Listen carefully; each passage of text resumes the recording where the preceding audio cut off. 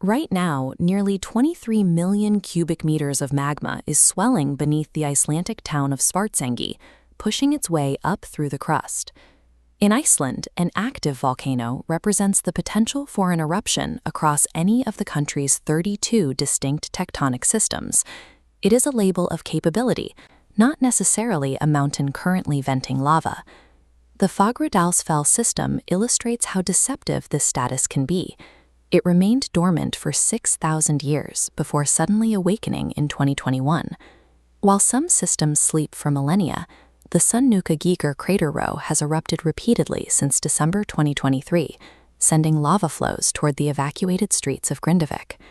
These surface breaches are massive in scale. A single recent event from this crater row produced a lava field covering 3.3 square kilometers. Because Iceland sits directly atop a volatile tectonic rift, the ground is essentially reloading for the next inevitable breach. To monitor these shifts, the Icelandic Meteorological Office relies on SeisComP. SeisComP is a specialized software package used for real-time earthquake monitoring and data analysis. This seismic data is funneled into the Catalog of Icelandic Volcanoes, a collaborative database that allows scientists to map hazard levels across every active system. Monitoring becomes significantly harder when the activity is buried under glaciers, like Mýrdalsjökull. These heavy ice caps muffle the early seismic warning signs.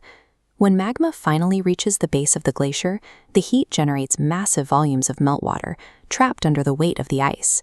This leads to a jökulhlaup, a sudden, catastrophic glacial flood. These torrents can devastate the landscape well before any ash or lava becomes visible. If you're finding this deep dive useful, please hit like and subscribe. We've looked at the ground, but we also need to look up. Volcanic ash presents a different scale of risk to the wider world. Ground-based monitoring protects the immediate area from floods and lava. However, when an eruption reaches the stratosphere, the danger shifts to a global logistics crisis.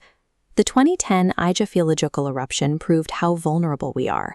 Its ash plume blew eastward, effectively halting air traffic across the Atlantic. At that time, aviation safety was managed through a blunt, visible ash rule.